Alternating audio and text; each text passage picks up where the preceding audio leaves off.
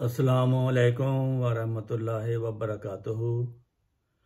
दोस्तों, आज मैं आपको 3 मुख्तलिफ मौजू पर एक ही वीडियो में खिताब करूँगा और तीनों मौजू बड़े ही दिलचस्प हैं, आपने ज़रूर सुनने हैं।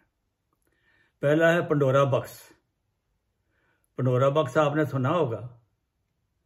ये अक्सर कहा जाता है कि कोई चीज़ खुफिया राज की बात खुल जाए जिसके बाद मुसीबतें आए तो उसको पंडोरा बॉक्स बोलते हैं, आम मुहावरा है। लेकिन इसकी असल हकीकत क्या है? ये दरअसल एक यूनानी कहावत है, कहानी है। आजकल ये मुहावरा बन गया है, यानी कि कोई ऐसा काम जो राज में रखा गया हो वो खुल जाए जिसके बाद बेशुमार मुसीबतें आएँ, उसको पंडोरा बॉक्स कहते हैं। ये यूनानी देवताओं के मुताबिक देवताओं ने इंसानों को सजा देने के लिए पहली औरत जो बनाई थी उसका नाम पंडोरा था। उसे एक खूबसूरत डब्बा पेश किया गया, यानी बक्स, और उसको ये हदायत की गई कि ये बक्स कभी ना खोले। सख्ती से ताकीद की गई कि ये कभी ना खोले वरना बहुत काम खराब होगा। लेकिन पंडोरा जो औरत थी उसे तजस्सुस हुआ कि मैं ये खोलूं तो सही, देखूं इसमें क्या है, मुझे क्यों रोका गया है। चुनाचे उसने संदूक का ढक्कन खोला और यकदम पंडोरा बॉक्स से तमाम परेशानियां, दुख, बीमारियां, हसद, नफरत, मुसीबतें, दहशतगर्दी, चोरी, कत्लो गारत, जंगो फसाद दुनिया में, वो सारा बाहर निकल गया और उसने जल्दी से ढक्कन को फिर बंद कर दिया। लेकिन उस वक्त तक ये तमाम बुराइयां निकल चुकी थी। सिर्फ एक चीज बाकी रह गई थी, वो थी उम्मीद, होप। अल्लाह खैर करे। पहला मौजू ख़त्म, दूसरा मौजू शुरू होता है। ये नवाब अमीर मोहम्मद ख़ान कालाबाग की मुख्तसर कहानी है कि कालाबाग के नवाब अमीर मोहम्मद ख़ान साहब 20 जून 1910 को कालाबाग के सरदार अवान ख़ानदान में पैदा हुए थे। ऑक्सफोर्ड यूनिवर्सिटी में उन्होंने तालीम पाई। उनका शुमार मुल्क के बड़े जागीरदारों में होता था।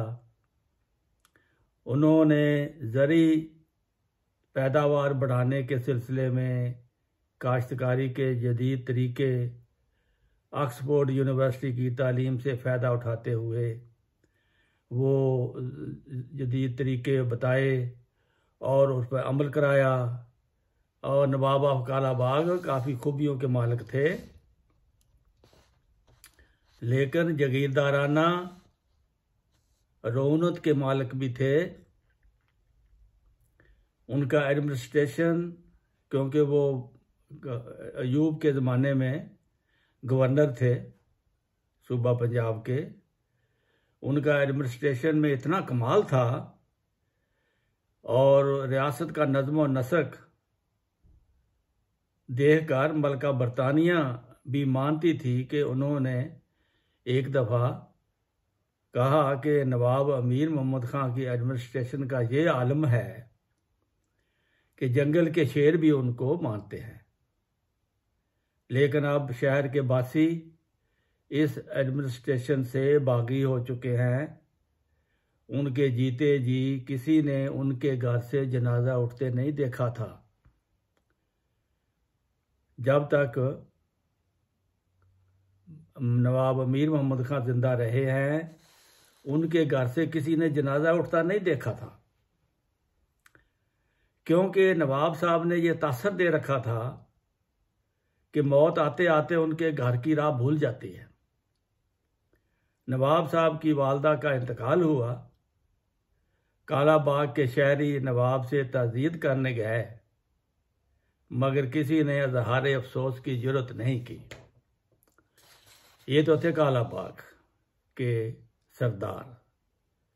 अब मौजू आता है तीसरा, जो बहुत दिलचस्प है। जनरल ज़ियाउल हक के अंजाम के मुतालिक रोज़नामा जंग लाहौर का एक इक़्तिबास मैं आपको पढ़कर सुनाता हूँ। पाकिस्तान में पहली मरतबा जनाब दौलताना ने कादियानी मसला को उठाया था। ये 1953 का जब फसाद हुआ था, ये दौलताना इसमें शामिल था, जिसका नतीजा ये निकला कि उसके बाद आज तक वो इक़्तिदार की कुर्सी से महरूम रहे। दौलताना साहब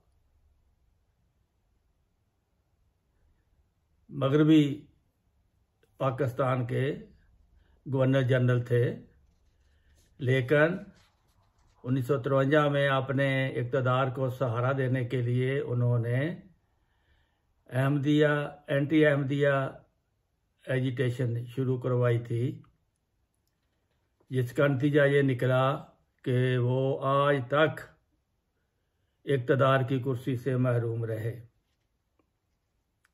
उन्होंने अपने बारे में फिर इसके बाद जनरल अयूब खां आए और उन्होंने अपने आखिरी ज़माने में जब देखा कि मेरी गिरफ्त कमज़ोर हो रही है, मेरी कुर्सी को ख़तरा है, तो उन्होंने भी मर्ज़ियत से बरीयत के बयानात अखबार और रेडियो में नशर किए और सदर के इमा पर गवर्नर मगरबी पाकिस्तान मलिक अमीर मोहम्मद खान ने भी हज़रत मिर्ज़ा ग़ुलाम अहमद कादियानी की एक अहम किताब को ज़ब्त किया था, मगर ये उनके मतज़लज़ल इक़्तिदार को तूल ना दे सका, बल्कि रुसवा होकर इक़्तिदार से अलहदा हो गए। दोनों, सदर अयूब भी अलहदा हो गया और मलिक अमीर मोहम्मद खान भी अलहदा हो गया। तो उसके बाद पीपल पार्टी बरसरे इक़्तिदार आई, बजात खुद अहमदियों की इमदाद और आनत से बरसे इक़्तिदार आई थी और अपनी गिरती हुई साख को डोलते हुए देखकर इन्होंने इक़्तिदार को संभाला और तूल देने के लिए अपनी मोहसन जमात अहमदिया की गर्दन पर वार किया और ऐसा वार किया कि 90 साला मसला ही हल कर डाला। भुट्टो का ख्याल था कि इस मसला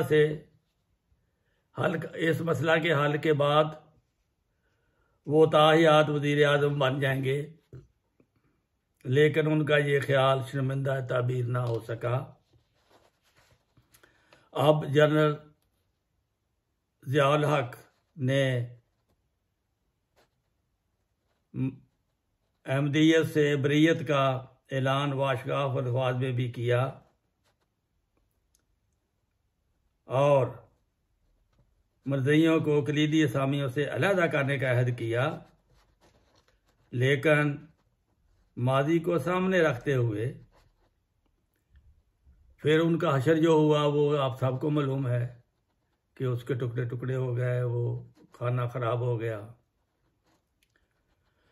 और वो आग में जल के मर गया।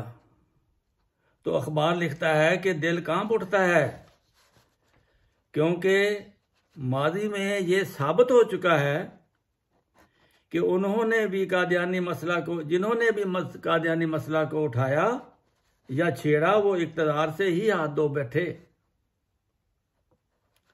ऐसा क्यों होता है? इसके पसे पर्दा कौन है? अवामल या गैबी ताकत कार फरमा है। ये अखबार लिखता है, मैं नहीं कहता। वो कहता है कि ऐसा क्यों होता है, इसके पसे पर्दा कौन है? अवामल है या कि कोई गैबी ताकत है जो पूरी कौम के लिए लम्हा फिक्रिया है। लम्हा फिक्रिया है। अब भी पूरी कौम के लिए ये लम्हा फिक्रिया है। अभी कौम का मसला हल नहीं हुआ, तो अल्लाह करे कौम को समझ आ जाए कि वाकई इसके पीछे गैबी ताकत है और कोई नहीं है।